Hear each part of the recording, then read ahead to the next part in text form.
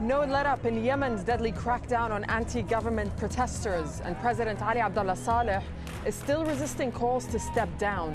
But how long will the current standoff last? And can Yemen's neighbors revive their initiative to resolve the crisis? This is Inside Story.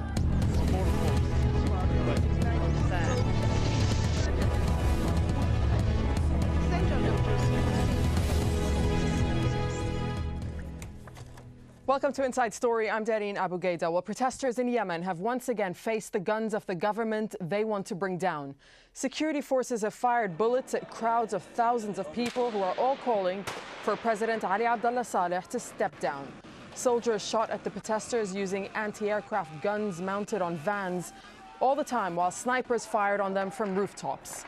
And the violence has spread to cities right across the country. Well, the members of the Gulf Cooperation Council have been trying to broker a deal with the president, but the process is now stalled. Saleh is defiant, and despite months of bloodshed, there is no end in sight. Let's discuss all of this and bring in our guests. I'm joined from Kuwait by Ghanem al-Najjar. He's a political analyst and a professor at Kuwait University. Mr. Najjar is also the editor of the Gulf Studies series journal in the UAE. From London, we have Ambassador Mohammed Qubati. He's a former advisor to the Yemeni Prime Minister and is now a political opposition activist. And we have also on the telephone from the Yemeni capital, Sana'a, Hakim al-Masmari. He's the editor-in-chief of the Yemen Post. I welcome all of you to this edition of Inside Story. Mr. al-Masmari, if I can come to you first, since you're in Sana'a, and the latest violence that I was just reporting on, it's being described as the fiercest yet. Just give us a sense of what it's like in Yemen. It's very chaotic right now in Sana'a and Yemen in all, as the protesters are fed up with the government and the opposition in dialogue and negotiations in ending this crisis. The GCC proposal has failed, or until now has not shown any fruits of success. Both sides are rejecting and refusing to sign it. The protesters feel today that the only option is marching to the presidential palace, and that is why they have changed their stance and started marching yesterday to the ministerial cabinet, which is considered the second most important governmental building after the president's office. The President Saleh, over the last couple of years, has been saying that if he is in office, Yemen could turn into the next Somalia and enter civil war. Today, we see the opposite of what he is saying. If Saleh stays in power, Yemen could enter a civil war and be the next Somalia. So Yemen is right now in a very critical situation where everything is unknown, and what will take place tomorrow will be a very strong impression of what will happen over the next couple of days. Tomorrow's march is expected to be massive, and a leading off march for Tuesday's deadline from what the Youth Revolution have made, Tuesday 9 a.m. to the march to the palace. All right, we're going to explore all the options that are on the table right now, but just back to the situation on the ground, and if I can come to you, Mohammed Qubati, out of London, some of those clashes that were recently happening in Yemen were reportedly between a defected faction of Yemen's army and the Republican Guard. What I want to know from you is that, is Yemen reaching a critical point now with everyone taking up arms and weapons? I think this situation is getting very grave, and it has reached the point where Ali Abdullah Saleh was aiming at. He wanted to push the country into total chaos, into complete anarchy. He wants bloodshed to continue, so that to prove to the world that he's the only one who could rule the country. You see, it's not only the clashes yesterday. We had it was quite disastrous. We had 20 people killed in 3 different cities in Yemen, in Sana'a, in Taiz, and in Hudaydah. And as you have mentioned, there was yesterday's clashes. For the first time, it was a confrontation between the 2 split parts of the army, Ali Muhsin's troops against the presidential units and the security forces. Not only that, but we know that the man has now, he has brought people, not hooligans this time. He's actually, it looks like mercenaries. There's about 50 to 100,000 people brought from all over the country now, and they're aiming at just confronting the peaceful protesters in the different squares of Sana'a. And this is what actually is going. I can see actually in front of my eyes there is a walking disaster staring at us, and the man is just continuing with his tactic of pushing the country. He wants to bring the country down on its knees before he leaves, because he feels that that is the only exit guarantee for him, that he is not going to be pursued, he's not going to be followed and tracked for all the atrocities and crimes he has committed against his country and his people. So the man is continuing there. The question is, this man has lost his credibility a long time ago.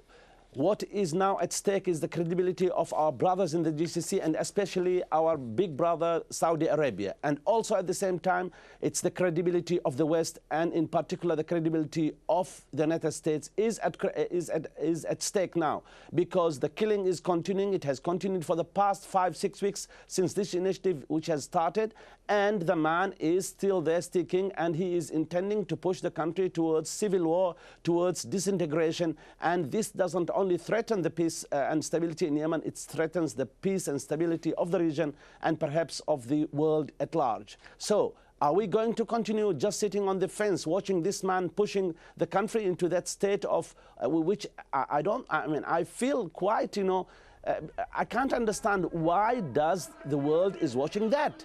There is no any steps which has been taken against. I myself feel, and I believe, if just President Obama and King Abdullah of Saudi Arabia, they have just got to whisper into this man's ears and tell him it's enough is enough and time is high, you should leave, or they wash their hands out from him. All right. Okay. I'll get to all these issues that you raised in just a moment about the GCC and the international community. But Ghanem al-Najjar, first over to you. Mohammed just raised the point there of a civil war. That's what he says. And protesters in Yemen say that they plan to stick to peaceful protests. But when faced with such confrontation from Ali Abdullah Saleh's military, how long do you think will the protesters remain peaceful for? I mean, you're talking about a country like Yemen where households and homes do have weapons in them. That's true. That's true. This is the main point. I think the situation that has been going on and developing all over the Middle East, from Tunisia to Egypt to Syria, Yemen, to some degree different path in Libya. I think there is a power in being peaceful. There is the power of peaceful attitude and peaceful means that been used. And I think this could continue. Why? Because as you rightly said, we have plenty of weapons in Yemen, and people can use them. Yes, yet they have decided not to use them. And I think that's the strength of the issue. And it's the easiest thing is that when an armed confrontation happens in Yemen, then it will not be the end of the story. It will be a totally bloody, and it will be a civil war that everybody should avoid. I think where the as Mr. Qabati said, that somebody needs to whisper in Ali Abdullah Saleh's ears and tell him something. I think they've already whispered in his ears, and they said that you just stay. They didn't tell him to leave. The Security Council failed drastically to even issue a statement against Ali Abdullah Saleh, and he thought that was the cue for him to jump into the next conclusion, that he will continue, and then he will try to maneuver and play the same old politics with the people, and then starting killing and trying to intimidate the people who are in the streets, just to get them into the arms, and then he will go into the armed confrontation, unfortunately. All right. Well, after 3 months of political deadlock, let's just explore what role Yemen's neighbors, as my guests pointed out, what role they can play in resolving the crisis. President Ali Abdullah Saleh, he still refuses to sign a deal worked out by the 6 member states of the Gulf Cooperation Council. At a meeting in Riyadh on Tuesday, the council said it is time to move ahead. The best way out of the crisis is what the council called the deal. But Saleh is still looking for the best way out for him. Under the deal, Saleh would hand power over to his vice president within 30 days. He would appoint an opposition leader to run an interim government with presidential elections 2 months later. Saleh, his family and aides would get immunity from prosecution, but Saleh has said that he wants a, quote, peaceful and constitutional change. A transfer of power in line with the constitution would allow him to serve out his term, and that's until the year 2013. Well, critics say that Saleh is manipulating the process and he's just wasting time. All the while, protesters demanding his immediate ouster. And the question now is, who holds the cards? So, gentlemen, that is the question. Hakeem, if I can come over to you in Sana'a. We saw the GCC trying to mediate in this crisis in Yemen, but the Cooperation Council has failed. Why, in your opinion? The GCC has failed because it was not transparent and credible when it dealt with the crisis in Yemen. First of all, the GCC proposal did not involve the youth, who were in power in this revolution and in these talks, and they were completely ignored. Number two, the GCC proposal was in favor of the Gulf nations' interest and not of Yemen's interest. So the priority was to the interest of the Gulf nations, and Yemen came second. That was not accepted. Number three, and most important, is that the GCC proposal was changed 4 different times in a span of 1 month, which means that they were not serious from the beginning on giving strong and accurate and detailed information, making it a success for both sides to sign. The GCC changing the proposal means that any side can always object about the smallest of points in order to change the proposal for its own interest. And this has been the main reason for its failure, and the GCC has lost its reputation in Yemen, and as well as the international community, because all international powers, including the U.S., the EU, Russia, and the Arab nations as well, they welcomed the initiative, but with the passing of time, we realized that it was not sincerely done, and the changes in it shows that the plan was hidden, or a hidden agenda was behind it, and people in Yemen are very, very saddened by the Gulf neighbors and hope that they could change their tone and making sure that this proposal is signed before Yemen enters any future crisis, which could affect the entire region in all. All right, Ambassador Mohammed Qubati, Hakeem al-Masmari there in Sana'a saying that the GCC proposal is just not in the interest of the Yemeni people. What's your reaction to that? Well, I was amongst the people who subscribe to an opinion that let's give them a chance, on the basis that the whole, deal was based on 2, points. The president will leave as soon as possible. Vis-a-vis, he's going to be given guarantees that he's not going to be pursued legally for the embezzlement of money and for the crimes. That was the basis of the deal. But afterwards, unfortunately, and this is the thing which raises a lot of questions, our people, and I do get a lot of calls from the youths in Aden, in Sana'a, and in Ta'az, in Hudaida, everywhere. They think and they believe that our brothers in the GCC, they were not honest and unbiased, an honest and unbiased broker, because this settlement or the whole initiative went into 3, 4 now versions, and every time there's a sweetener pushed towards Ali Abdullah Saleh. So they have treated him very lightly, and they have given him a sort of preferential basis for him, so he can change all the time the initiative, and that was completely wrong. And I do believe that initiative did contain a lot of flaws from the beginning.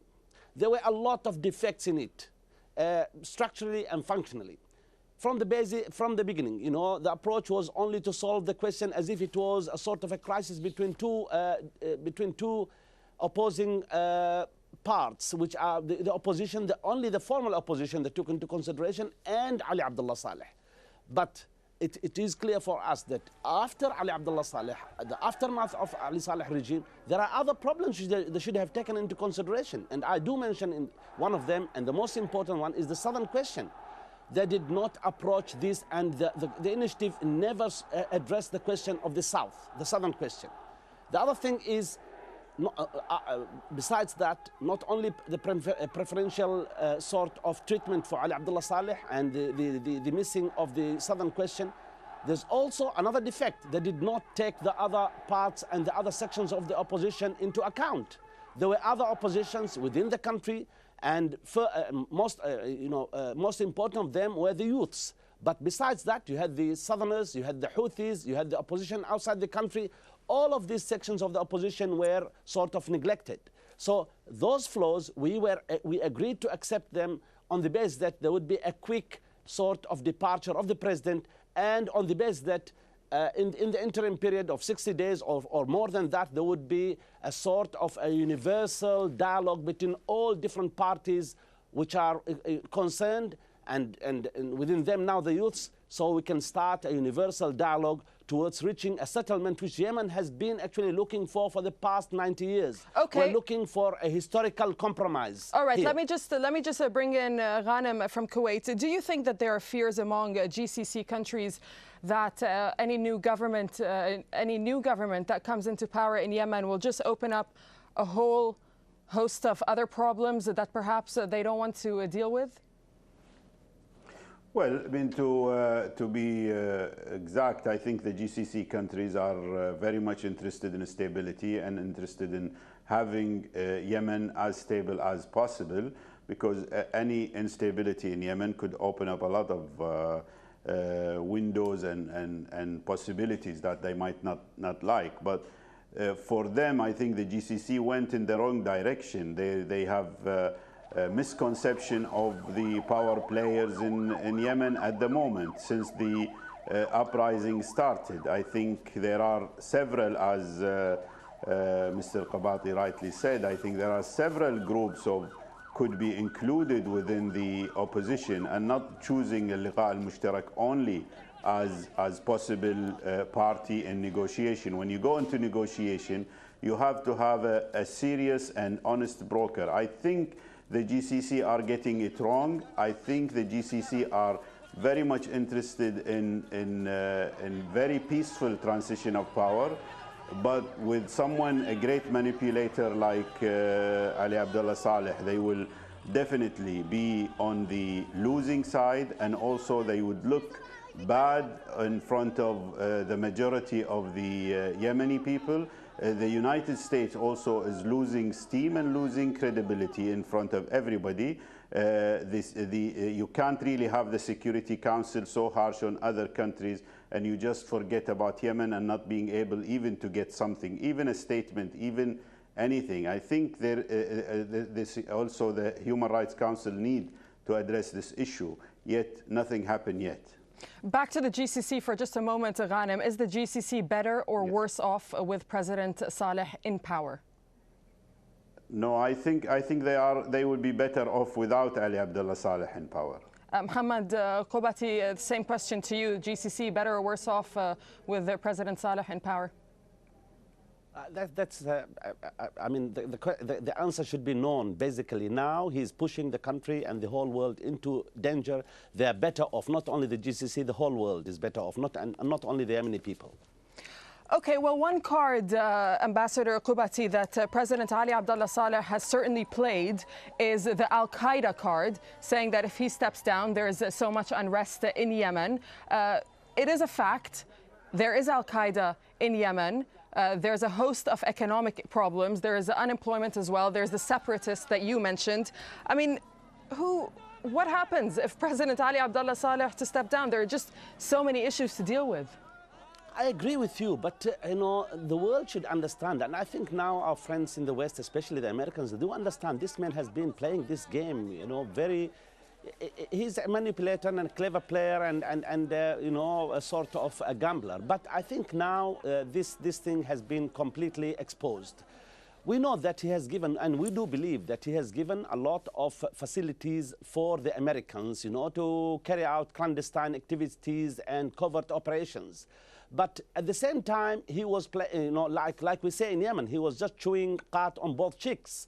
At the same time, he would give them facilities, and at the same time, he would, pass information to Al-Qaeda so that he will, by any means, sort of help them so they don't kill. He wants the wolf to continue alive, and he wants the hunter to continue there. The man has long time shown that he believes that his #1 fundraiser is Al-Qaeda. So he wouldn't kill Al-Qaeda. So the Americans have got, and the West have got to believe that any regime which comes after Saleh would give all the help and will all the commitment for fighting Al-Qaeda and for all the facilities given. It will continue. But they are better off because the new regime will be actually an enemy of Al-Qaeda. Unlike Abdullah Saleh now, they have got some sort of agreement between them, between both sides, that they will continue this game. And this is quite exposed for a long time ago. But the question is, if Al-Qaeda is the #1 fundraiser for Ali Abdullah Saleh from the United States and from the Saudis, do the Saudis and the Americans have realized that this man is a devil, and they have been for a long time now, and it's due to end their sleeping with the devil. The man is manipulating the whole world, and it looks, the Yemenis cannot understand at all. Why should this continue? Because the Al-Qaeda game is quite exposed. Gaddafi tried to play the same card. Assad is now playing the same card. It's an exposed card. We do know that there are some elements of Al-Qaeda, but Ali Abdullah Saleh has been nurturing these elements. He has got them out of the prisons in 2006, and he helped them to grow up. All of these leaders of Al-Qaeda were in the security apparatus prison in 2006. All right, okay, but Al-Qaeda does remain a threat to I'm just mentioning here the United States and the Western world, and especially now after Osama bin Laden's killing, because we did hear from the leader of Al-Qaeda in Yemen saying that Al-Qaeda would avenge for the killing of Osama bin Laden. So Ghanem, over to you in Kuwait. When President Ali Abdullah Saleh goes, if he goes, does this make the fight against Al-Qaeda more difficult, do you think? No, I don't think so. I think this is a game. Now people, especially if you remember the first interview by Muammar al-Gaddafi, when he said that it is Al-Qaeda, those people against me is Al-Qaeda.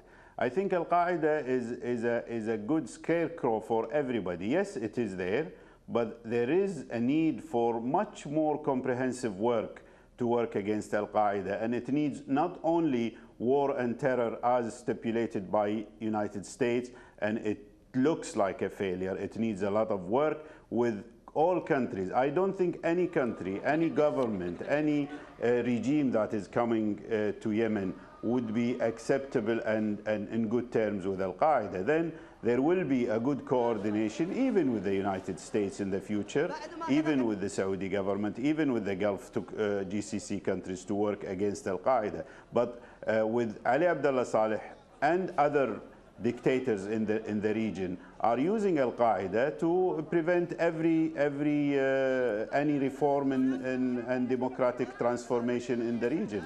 So this is a well-known game, and he will continue using it. And if the United States is not able to see that, then it's a serious problem. And the only solution out of this is to continue the uprising and continue the revolution by the youth until Ali Abdullah Saleh falls down, and then it will be costly and bloody.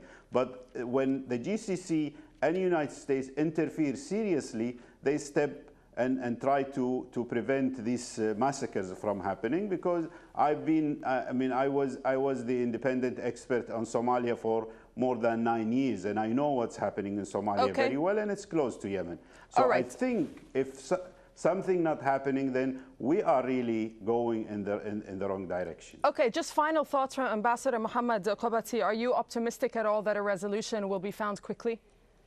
I hope that our brothers at the GCC will manage to, at the end, to understand, and very quickly, that the man has got to leave as soon as possible, and they have got a lot of leverage against him. If they just start freezing his assets and getting some travel bans on him and his aides, and the same measures are taken by the West, I think the man will just succumb, and then we have got a better chance to move towards a peaceful resolution of this quite dangerous conflict now in Yemen. On that note, we'll have to end it there, but thank you so much, gentlemen, for joining us on this edition of Inside Story. We have from Kuwait, Ghanem Al-Najjar, political analyst and professor at Kuwait University, and also from London, Ambassador Mohammed Qubati, political opposition activist and the former advisor to the Yemeni Prime Minister. And we had also on the telephone from the Yemeni capital, Sana'a, Hakim Al-Masmari. Thank you all for joining us. And to our viewers, of course, we always welcome your comments and your suggestions. You can email them to us at insidestory@aljazeera.net. From me and the team, goodbye for now.